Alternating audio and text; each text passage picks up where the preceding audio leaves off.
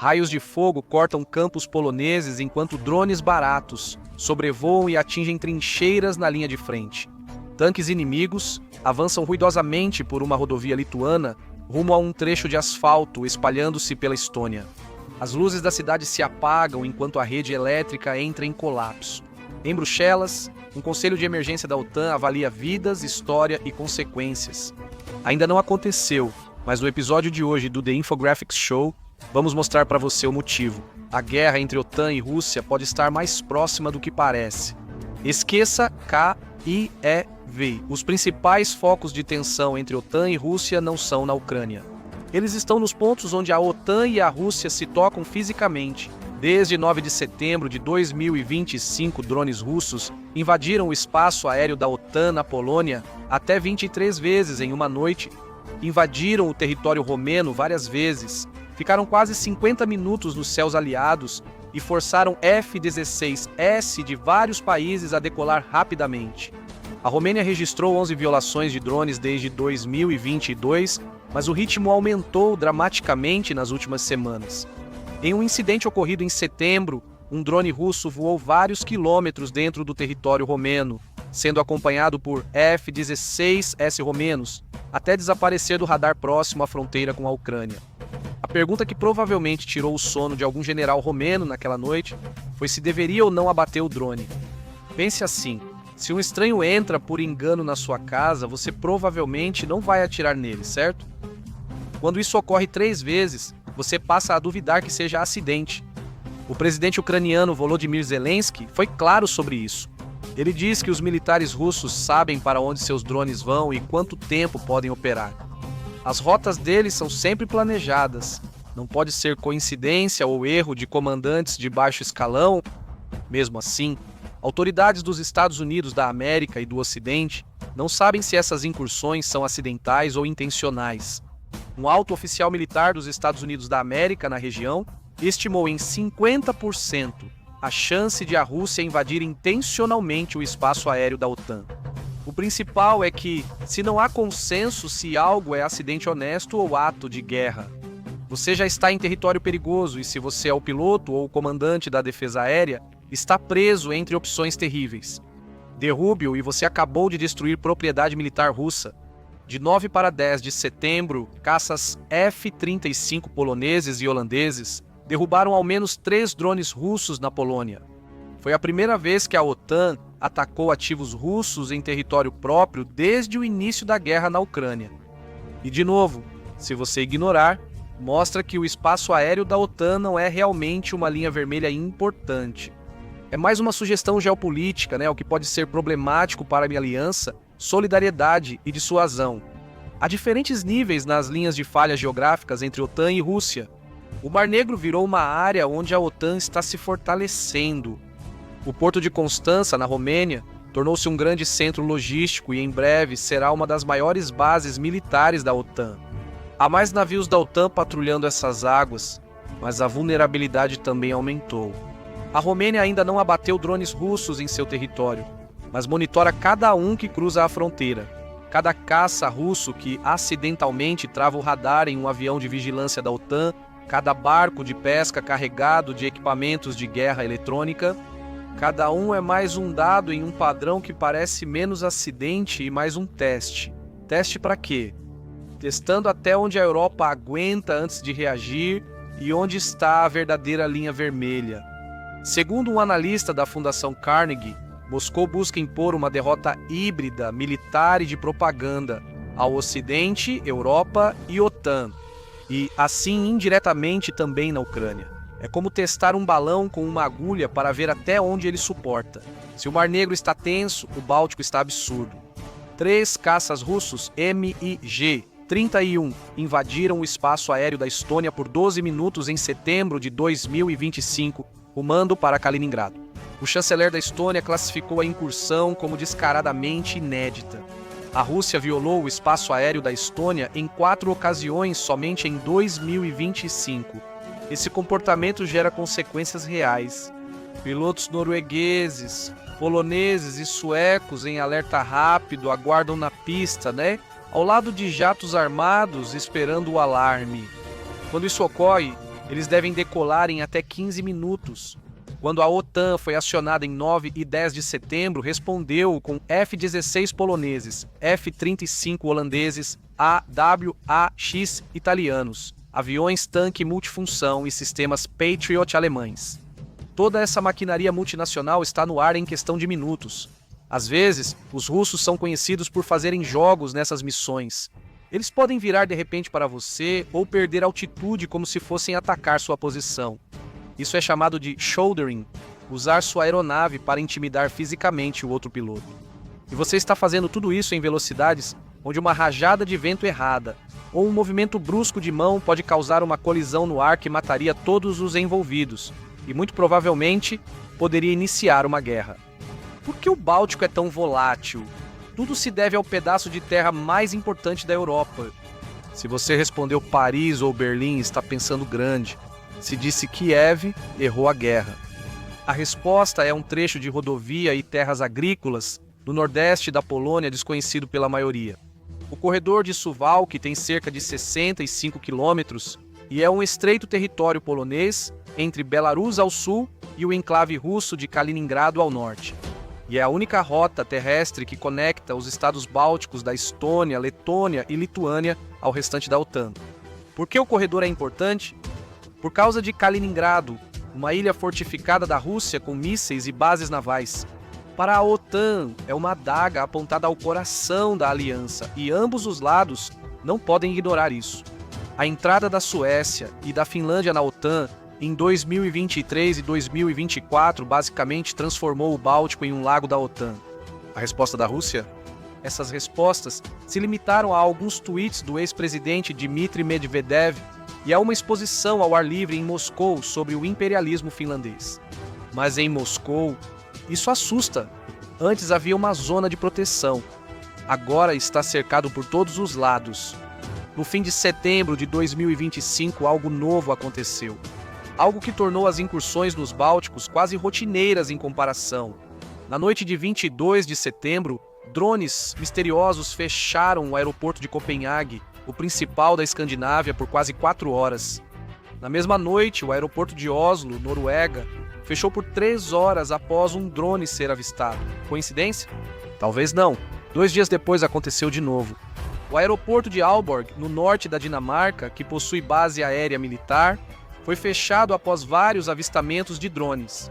Em poucos minutos, a polícia recebeu relatos de drones próximos aos aeroportos de Sonjaberg, Esbjerg e Skrydstrup. Skrydstrup é a principal base dos caças F-16 e F-35 dinamarqueses, a linha de frente literal da defesa aérea da OTAN. Vários drones sobrevoaram ali enquanto as autoridades dinamarquesas observavam. O primeiro-ministro dinamarquês disse que foi o ataque mais grave à infraestrutura crítica do país. O ministro da Defesa dinamarquês foi mais direto e sugeriu que a operação foi feita por um agente profissional. Isso não foi nada menos do que um ataque híbrido. Então, quem fez isso? Bem, ninguém foi pego em flagrante. O Kremlin, como esperado, respondeu com o quê?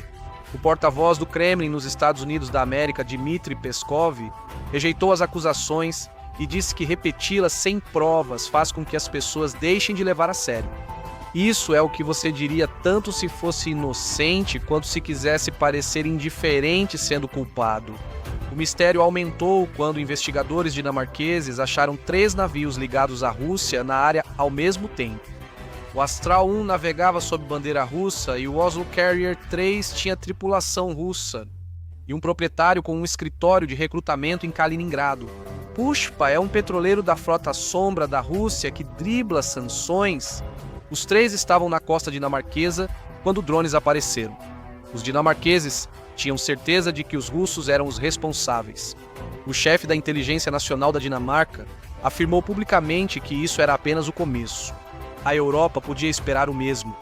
Nenhum deles era drone de hobby, só podiam ser controlados por quem tinha equipamentos avançados, provavelmente em navios em águas internacionais, coordenando voos sobre vários alvos valiosos ao mesmo tempo. Isso exige planejamento, coordenação, equipamentos e equipe experiente. Em outras palavras, tudo o que a Rússia tem de sobra. Se você quisesse incapacitar as defesas aéreas e a rede de transporte de um país sem disparar um tiro, esse seria o procedimento que você usaria. Você pilota os drones, mapeia os tempos de resposta deles, observa quanto tempo levam para se mobilizar, aprende o que eles conseguem e não conseguem detectar. E então, se algum dia você realmente precisar dessas informações, bem, você entende o que quero dizer. Os dinamarqueses pensaram em acionar o artigo 4 da OTAN, que permite consultas quando um membro se sente ameaçado. E como resultado, eles receberam autorização total para abater qualquer drone ameaçador em incidentes futuros. A reação conjunta da OTAN foi ainda mais notável. Lançaram a Operação Sentinela do Leste, enviando caças F-16 dinamarqueses, uma fragata dinamarquesa antiaérea, jatos Rafael franceses, Eurofighter alemães e equipamentos contra drones para a região. Isso equivale a uma campanha multinacional de patrulha aérea realizada por drones, cuja origem russa não pode ser oficialmente comprovada. Se as incursões de drones preocupam, o que ocorre sob as ondas no flanco leste da OTAN é ainda pior. Em outubro de 2023, o Baltic Connector Pipeline, um gasoduto crucial entre a Finlândia e a Estônia, foi rompido, cortado completamente. O navio porta-contêineres chinês Novo Urso Polar arrastou sua âncora por 180 quilômetros no fundo do mar. Não é exatamente algo que navios normalmente fazem, a menos que algo tenha dado catastroficamente errado. No caminho, ele destruiu o oleoduto e cabos de telecomunicação sem ironia. Navio chinês, claro, mas um que estava agindo de forma suspeita, como se estivesse fazendo um favor para a Rússia, já que a Rússia tem todos os motivos para querer a infraestrutura energética europeia prejudicada. Então, em novembro de 2024, aconteceu de novo. 2 cabos submarinos no Báltico, um entre Finlândia e Alemanha e outro entre Suécia e Lituânia, foram cortados com menos de 24 horas de diferença. Outra embarcação chinesa Yipeng-3 estava na área. Desta vez, a polícia da Suécia e Dinamarca cercou e escoltou o navio até o porto. O mundo nunca esteve tão conectado, o que facilita sua fragilidade.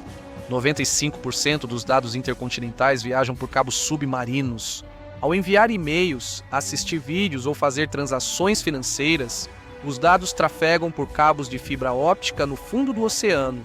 A Europa depende especialmente desses cabos para tudo, desde a internet até a coordenação da rede elétrica e a comunicação militar.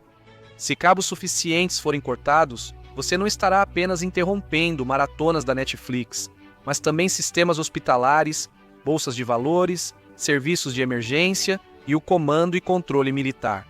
No século XXI, exércitos cortavam linhas telegráficas antes de invadir. Mas isso é muito mais eficaz porque todo mundo subestima a importância deles, isso quando não esquecem completamente que eles existem. A parte mais traiçoeira é que é praticamente impossível provar evidências de sabotagem. Um navio arrasta a âncora, o cabo se parte, pode ter sido acidente, ação deliberada ou grave negligência. A OTAN respondeu como em suas patrulhas aéreas anti-drones, ampliando a vigilância submarina com mais navios de patrulha, sensores e monitoramento.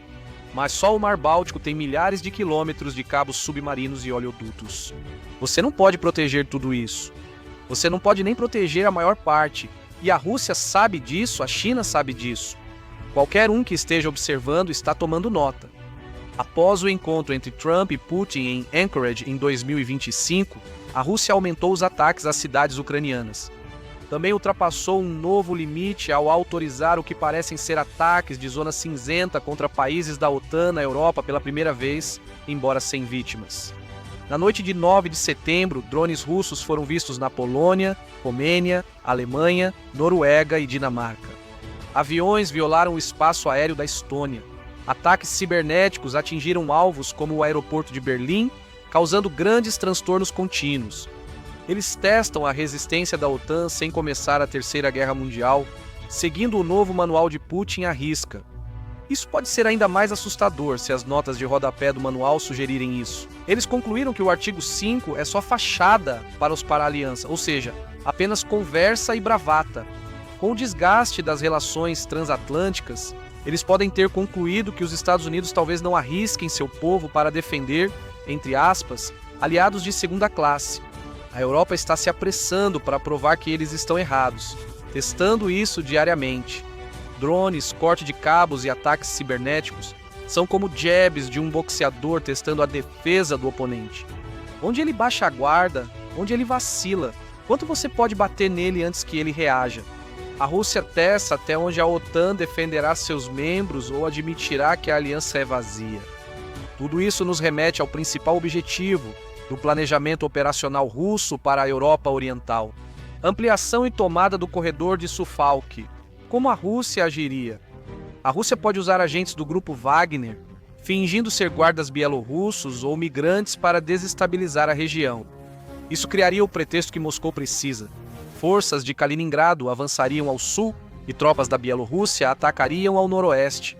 Eles começariam isolando Suwałki e controlando as florestas próximas, formando uma posição defensável para atrasar a OTAN. Putin vê o controle do corredor de Suwałki como ação de baixo custo, alto impacto, capaz de fraturar a OTAN, isolar os Bálticos e desafiar o artigo 5. Rússia e Belarus, como agressores, teriam vantagem de tempo e espaço sobre a OTAN de forma punitiva.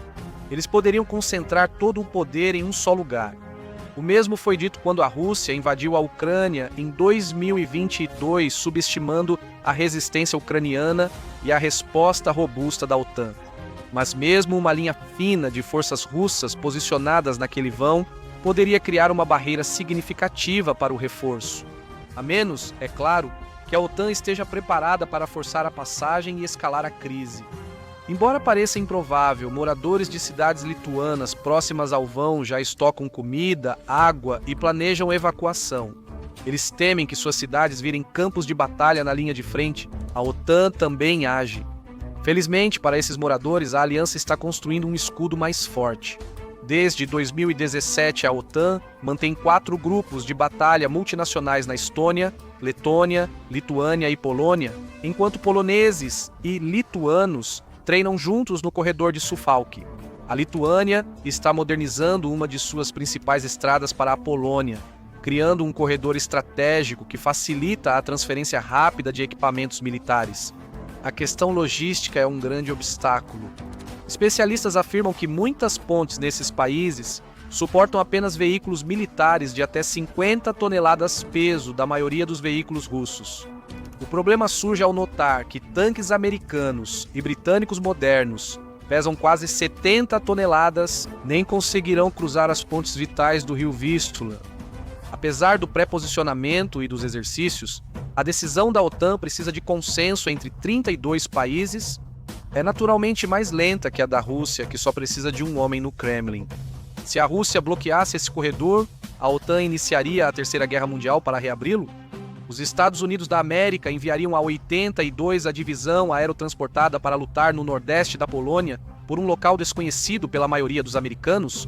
Se a resposta for não, o artigo 5 já falhou. Não é necessário invadir a Europa ou destruir a OTAN. Basta mostrar que o artigo 5 não quer dizer o que está escrito.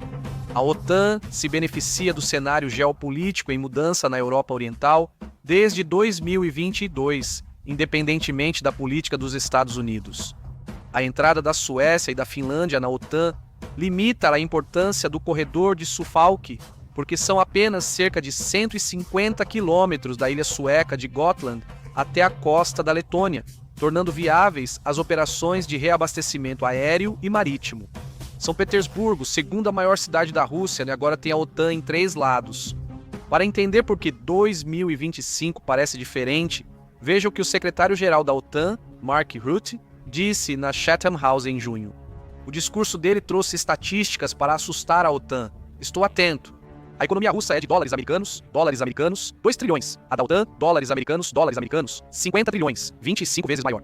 Ainda assim, a pequena economia russa fabrica munição 4 vezes mais rápido que toda a OTAN. 4 vezes. Em 3 meses, a Rússia produziu o que a OTAN produz em um ano. Rutte não amenizou a situação. Ele disse que a base industrial de defesa da Rússia deve produzir 1.500 tanques, 3.000 veículos blindados e 200 mísseis Iskander só neste ano.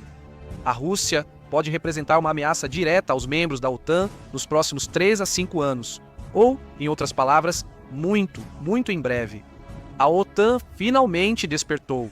Na cúpula de Haia, em junho de 2025, os 32 aliados assumiram um compromisso inédito: um investimento de 5% do produto interno bruto anualmente em defesa até 2035, 35% para defesa, tropas e armas, e 15% para infraestrutura, cibersegurança, preparação civil e resiliência. Mark Rutte atribuiu o resultado ao presidente Trump, e pode estar certo. Em 2025, todos os aliados devem atingir a meta de 2%. Isso é notável, já que só 3 aliados atingiram essa meta em 2014. 5% precisa fazer uma grande diferença no equipamento da OTAN. A aliança precisa aumentar em 400% seus sistemas de defesa aérea e antimísseis, ou seja, 5 vezes mais que o atual. Eles precisam de mais milhares de blindados e tanques, milhões de projéteis extras e dobrar capacidades de apoio como logística, suprimentos, transporte e suporte médico. Os aliados da América sozinhos vão adquirir pelo menos 700 caças F-35. Rutte também foi direto ao abordar os gargalos de produção. Os mísseis Patriot, defesa aérea essencial do Ocidente, demoram quase 10 anos para entrega. Comece hoje, mas só verá resultados em 10 anos. Enquanto isso, a Rússia pode atacar em 5. Essa conta não fecha e a OTAN sabe disso. A aliança agora conta com forças em nível de brigada que podem ser mobilizadas em 48 horas, uma redução em relação às 2 semanas que era um objetivo anteriormente. A munição está perto dos pontos críticos. Pontes e estradas perto da fronteira com a Rússia foram reforçadas para suportar tráfego militar pesado. Tropas circulam por países da OTAN sem esperar autorizações diplomáticas. Tudo está pré-posicionado, pré-planejado e pronto para agir. Sim, a OTAN está em alerta máximo. Ao reduzir o tempo de resposta de semanas para horas, o tempo de decisão também diminui. A antiga Guerra Fria tinha pausas. Havia tempo para mobilizar, refletir e para a diplomacia atuar. Rutte destacou que, com mísseis russos modernos que superam a velocidade do som, a distância entre capitais europeias é questão de minutos. Ele não mediu palavras. Neste momento, ambos os lados estão tentando decifrar o blefe um do outro, e nenhum tem certeza se o outro está jogando o mesmo jogo. Nada do que a Rússia fez violou tecnicamente qualquer acordo. É tudo sinalização. Mas é uma sinalização feita exatamente para fazer a OTAN pensar 2 vezes antes de qualquer movimento que a Rússia possa caracterizar como agressivo. As agências de inteligência ocidentais chamam isso de ambiguidade estratégica persistente, ou seja, a Rússia confunde todos de propósito. Um dia, a mídia russa diz que a OTAN está à beira do colapso, dividida e fraca. No dia seguinte, eles dizem que a OTAN é uma ameaça existencial determinada a destruir a Rússia. Ambas as narrativas favorecem interesses russos e são promovidas juntas, o que enlouquece os líderes da OTAN. Como dissuadir um adversário sem saber se ele está confiante ou paranoico?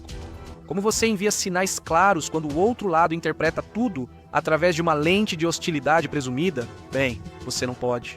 E é nesse ambiente que um único dia ruim, seja por uma falha de comunicação, um acidente ou um comandante local que toma a decisão errada, pode sair do controle, antes que pessoas sensatas intervenham.